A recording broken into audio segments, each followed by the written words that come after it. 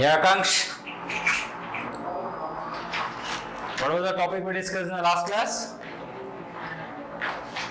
Sir, About the elements and compounds. Yeah. So today let us discuss about the mixtures. Okay. So the next type of classifications, there's mixtures, no?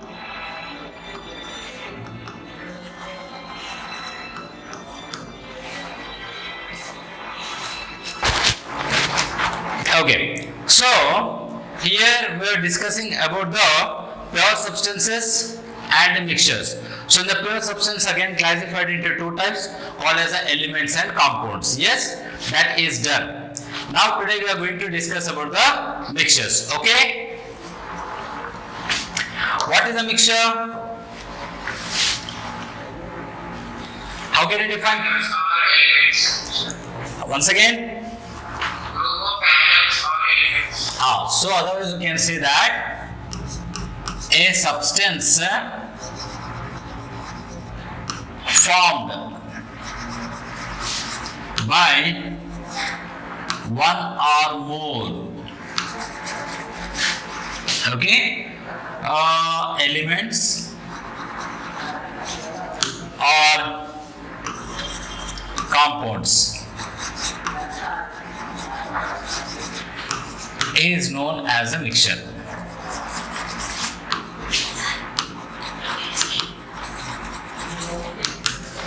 Okay?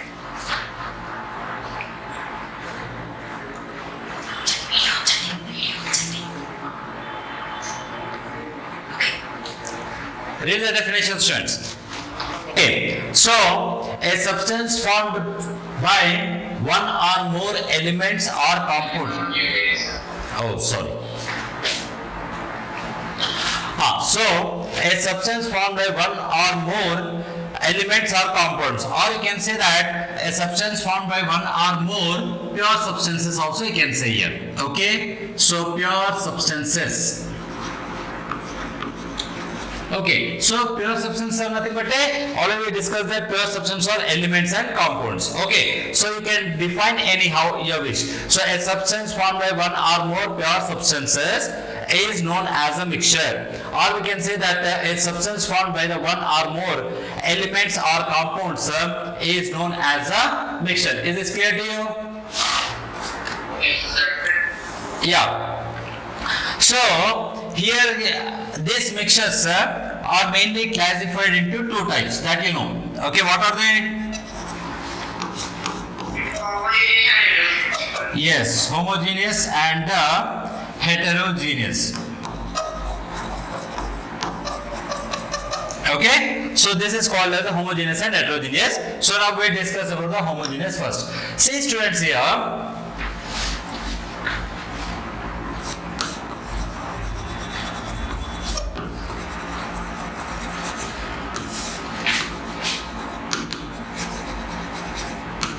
See, generally, what are homogeneous? Morning, you will have a milk generally. Okay, so when you take the milk, in that milk you add some sugar. Yes or no? So you are adding the sugar to the milk. Okay, so here, for example, you think we are taking the milk. So this is a milk. Alright. Now in this you don't drink the only milk. So in that you add some sugar. Yes. So we add some sugar and then we stir it. Okay, so when you add the sugar, then what you'll observe, you can see the sugar particles. But when you dissolve, when you stir it, then what happens, the sugar particles will be dissolved in the milk. Yes. Now if you taste the water, if you taste this milk, okay, then what happens, it will be sweet. Yes or no? So here this milk is mixture of two substances. One is milk and the second one is sugar. Yes. So this is known as a solution, or this is known as a mixture. Is this clear to you, mixture? Yes, sir. Now for example, if you say here I will take water. Now for example, let's take the water. So this is the water. Now in this water Okay, so water, that is H2O, and this is a part of pure substances. In the last class we discussed. Okay, water is a compound and it is a pure substance. Okay, now in this we are adding some salt. Okay, what we add here? Salt. What is the chemical formula of salt? Sodium. Chloride. Okay, so sodium chloride. So we write the formula as NaCl. Okay, so this is also a pure substance, this is also compound. Okay, now here two pure substances we are adding here, and here you see water is a transparent, you can see the water. Okay, and in that you add salt. So you add the salt, you can see the salt initially. Okay, now you stir it, then what will happen? So this all will be okay mixed, the sugar salt will be mixed with the water. Now if you taste the water,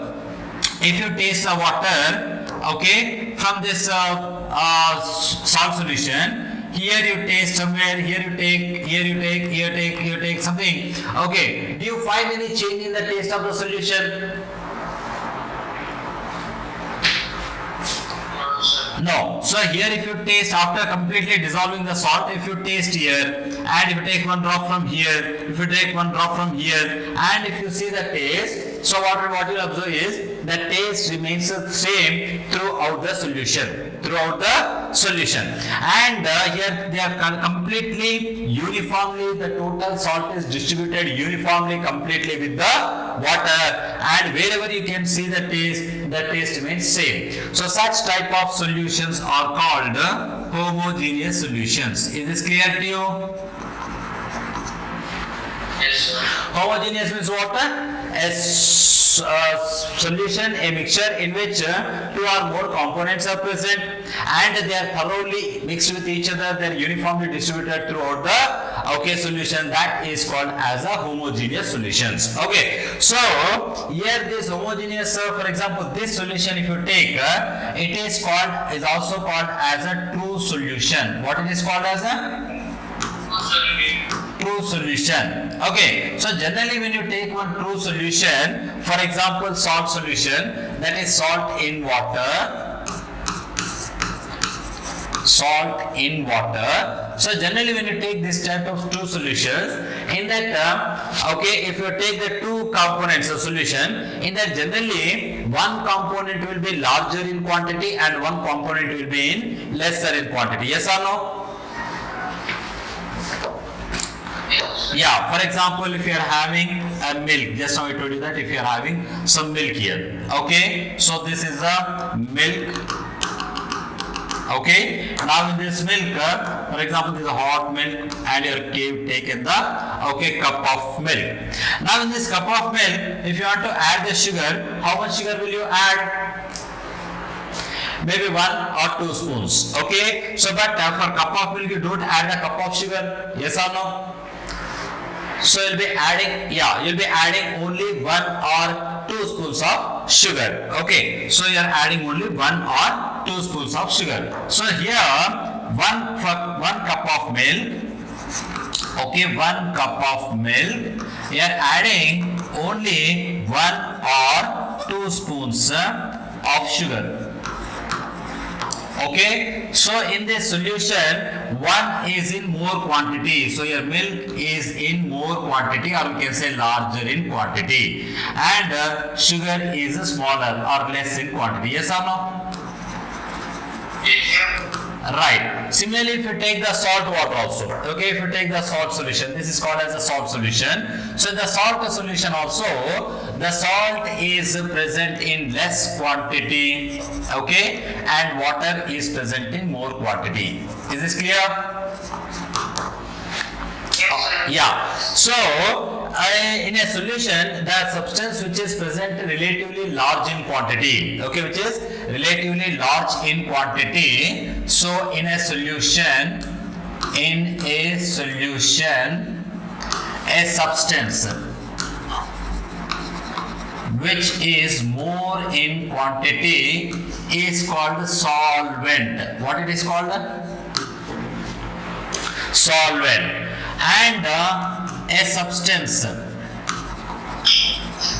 which is less in quantity, what it is called? solute. Okay, so therefore a solution consists of, okay, a solute and a solvent. A solute means what? A substance which is present in relatively less in quantity, and solvent is what? Which is relatively more in quantity. So therefore here we can say that solution is okay, so we can say that solution is equal to solute plus solvent. What we can say here? Solution is equal to solute plus solvent. Is this clear to you? Yes, sir. Yes. So that is about the solute and solvent, and any solution which contains only two components. Okay. Any solution which contains only two components. Two components are called binary solution. What they are called? Binary solution. Binary means what? Two. So a solution which contains only two components is called a binary solution. Is this clear to you? Right? Yes, sir. Right. So that is about the binary solution. Now let's go to the second part, is what? The heterogeneous solutions. Okay. So heterogeneous solution we see, and then we see that we compare the properties of heterogeneous and homogeneous. Is this clear to you? Yes, sir. Yeah. So here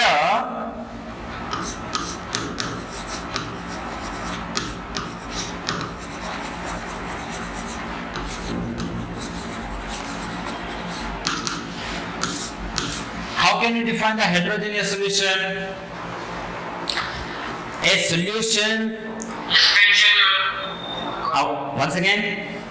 Suspension and covalent. So, okay, they are defined, means there are two types of the suspension covalent. But how can you define? Definition, how can you give the definition for a heterogeneous solution? So here you can say that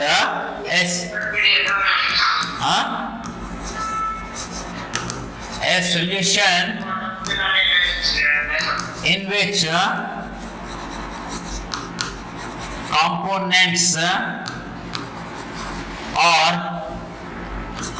not uniformly distributed.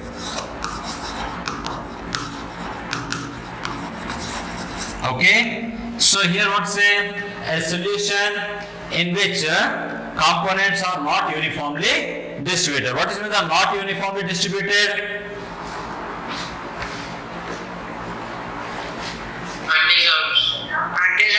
Acha, use this Sriram sir, daily will have a class, this class? Yes, sir. Oh, you'll be missing them daily this class?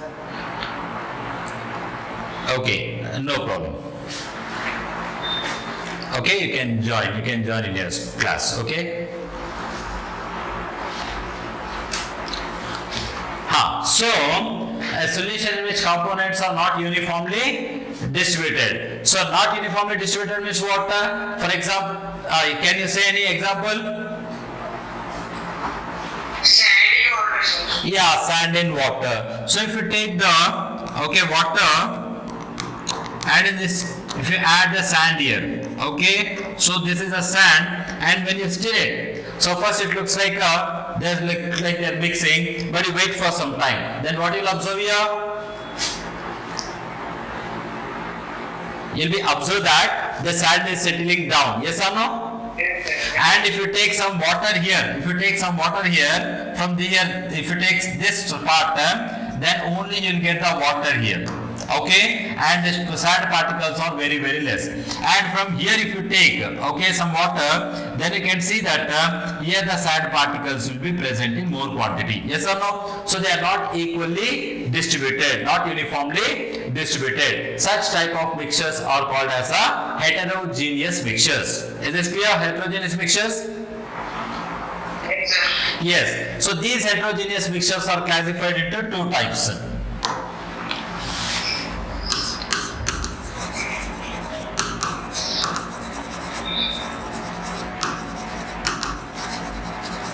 What are they? Colloids and suspension. Yes, colloids and suspensions. Okay, so here colloids and suspensions. Here both are the heterogeneous solutions, but here the difference is that in the colloids the size of the particles are little bit okay smaller than the suspensions. Yes or no? Okay, yeah. So here, for example, if you take the true solution, means just now we discussed like a salt solution. So if you take the water, okay, if you take the water, and in that water, if you add the salt and thoroughly, completely mix with okay, with stirrer, so then what happens? You can get here true solution. Okay, you can get the true solution. Now, for example, if you want to filter, if you want to separate the salt and water, so this is a salt solution. So meaning is what, salt is there and water is there. Now if you want to separate the salt and the water by filtration, by the process called filtration, now can you separate the salt and water in this solution from the solution by the filtration? Yes or no? No, we cannot filtrate this okay, salt and water. So why? Because salt is dissolved in water, sir.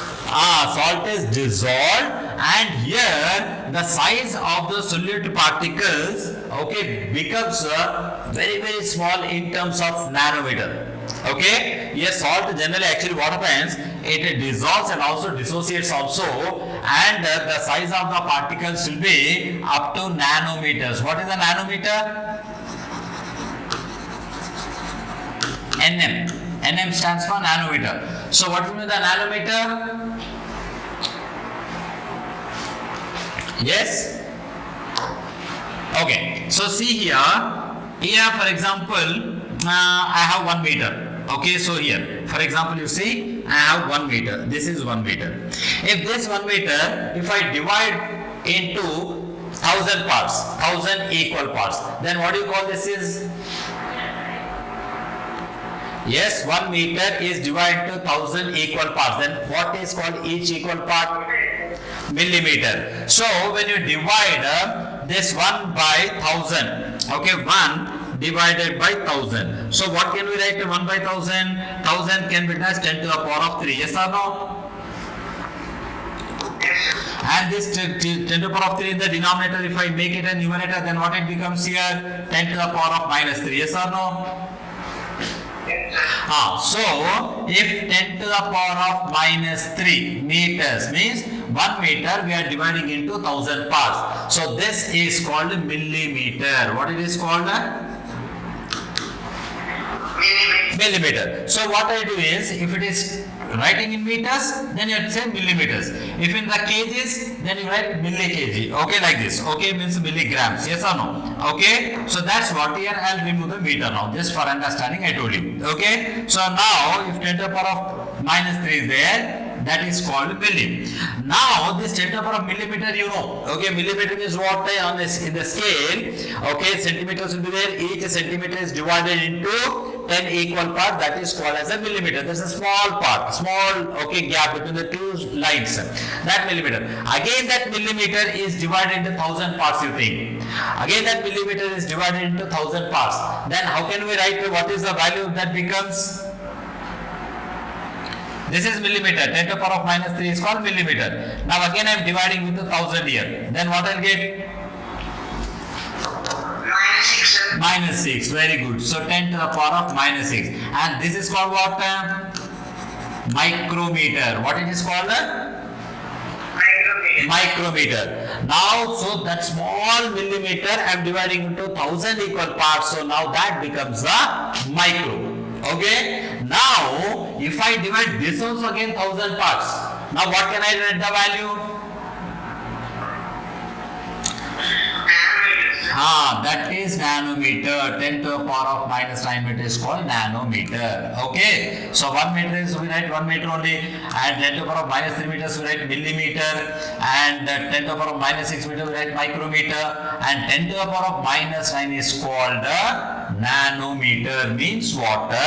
If 1 meter, if you divide it by 1 beside 9 zeros, 1, 2, 3, 4, 5, 6, 7, 8, 9. Unit 10, 100, 1000, 10 lakh, 10 lakhs crore, 10 crores, 100 crores. Okay, so like some 100 crores parts, if you equally divide, that is called a nanometer. And here we can see a normal human being can say till here very easily. Okay, 10 to the power of minus 3 he can see very easily, and even 10 to the power of minus 4 also he can see. Okay, human being can see up to 10 to the power of 4 meters. Okay, but if it is smaller than that, then we cannot see. Okay, so for that what we use the microscopes. What we use? Microscopes. So microscopes can see 10 to the power of minus 6 or less. Okay, and here that okay, particle size, solid particle size in true solutions is 10 to the power of minus 9. So here you cannot even see with the microscopes also. You cannot see these particles, okay, solute particles, for example, so in the sodium chloride, that is salt and water, you cannot see the salt particles even with the microscopes also, normal microscope. To see them, we need powerful electronic microscopes are required. Is this clear to you?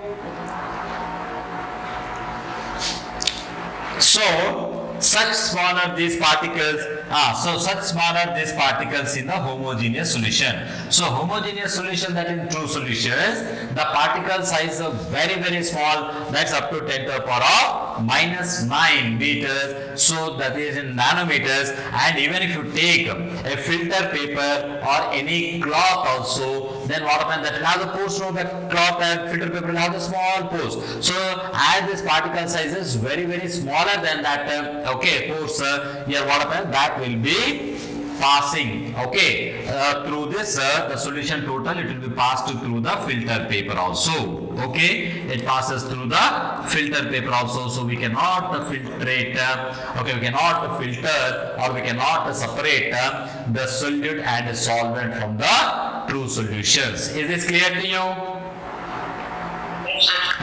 So because this size is very smaller. But when you come to the colloids, these colloids particles will be, the size is greater than, okay, greater than 10 to the power of minus 9, but they are smaller than, okay, 10 to the power of minus 6.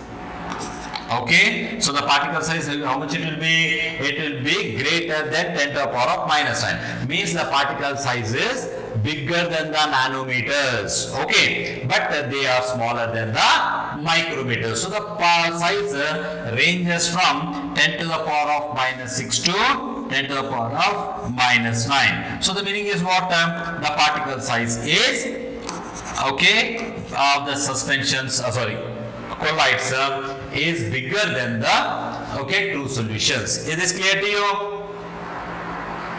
Yes, sir. And whereas the suspensions, the particle size will be greater than 10 to the power of minus 6. Okay, 10 to the power of minus 6. So these particles are bigger particles, so they cannot, okay, so they are very bigger, so they will be suspended. Suspended means what? Okay, so these particles will be settled down when you mix with the solutions. Is this clear to you? When you wait for some time, then what happens? The particles will get settled bottom. Okay, so suspension is what? It's settled at the bottom is called as a suspension. And example for the suspensions are, okay, what can you give an example? Chalk powder with water. Okay, do you know the chalk powder when you mix with the water? Yeah, so what happens here when you mix the chalk powder with water? So it looks like it appears like that is mixed with the water. But if you wait for some time, then what happens? All the chalk particles will be settled down. Okay, so these are called as a suspensions. Is this clear to you? Yes, sir. Right. So that is about the suspension and colloidal solutions. Okay, so today with this we stop. In the next class we discuss in detail that properties. Okay, we compare the properties of in the size and in the transparency, in the filtration. Okay, all these things we compare in the next class about these three type of solutions. Is this clear to you? Yeah. What are the examples of colloids? Colloid solutions, we can give many example, like starch solution also we can give an example. Okay, and even milk also it is a type of colloid, and smoke is also one type of colloid. That what you say that colloids of many types are there. So like okay, so the colloids are classified into three types, based on their which is present in more quantity. So here I said you that in the solution the two components are there which is called as the solute and the solvent. Yes or no? But here in the colloids what we call them as a dispersion medium and a dispersed phase. What we call them? Dispersion medium and dispersion. So based on the dispersion medium, the colloids are classified into three types. Okay, the solid colloids and liquids and gases. Okay, again each they are classified into three types: solid in solid, solid in liquid, solid in gas. Liquid in solid, liquid in liquid, liquid in gas. Okay, and gas in solid, gas in liquid, gas in gas. So like this we can divide total into 9 types of solutions. Is this clear to you? So this we discuss in the next class. Okay? Right, good. So today you read this topic. If you have any doubt in the next class, we discuss. Right? Yeah, okay.